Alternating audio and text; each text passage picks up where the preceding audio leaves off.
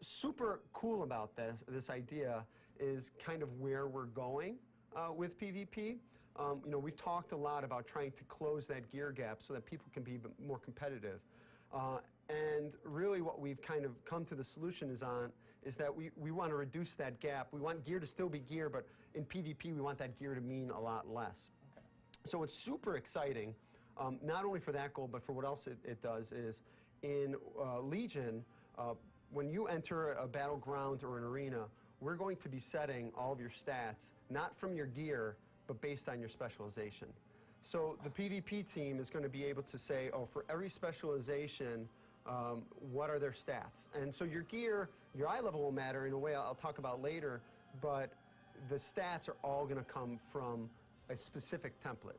So what that means is, if one specialization is maybe not doing enough damage in PvP, we can increase their intellect or their strength or their agility in PvP.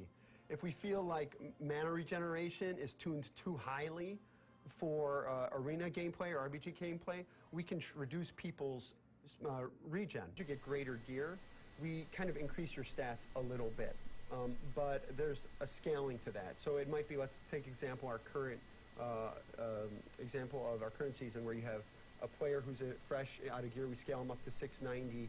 A player who's 730, that's like a 40% difference. So our new system might be something like, your stats don't increase above 690. Excuse me, your stats, everything below 690, your stats don't go up or down. So everybody's below 690, they're all kind of on equal footing.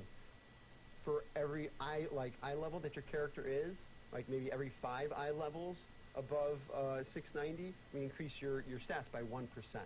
So a guy who is 730s, he's got an 8% increase in stats compared to you.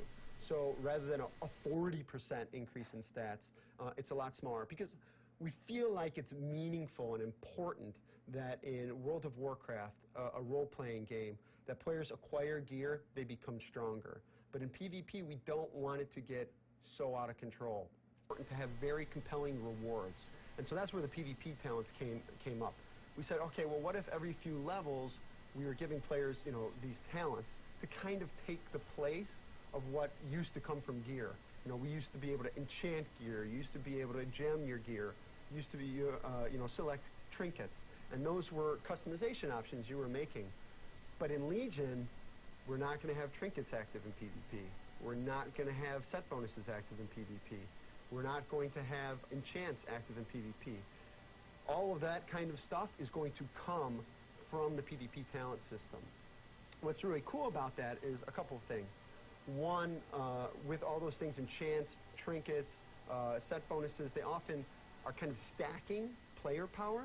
So when all these things line up at once, players do 2 to 3 times as much damage as they normally do, and it creates this wet noodle effect where, like, oh, if all that stuff's not up, I'm not doing much damage, but when it is up, I'm doing crazy damage. So taking that stuff out, I think, will make sustained damage a bigger part of PvP in Legion, but also it really enforces why the PvP talents are so cool and what customization that they bring.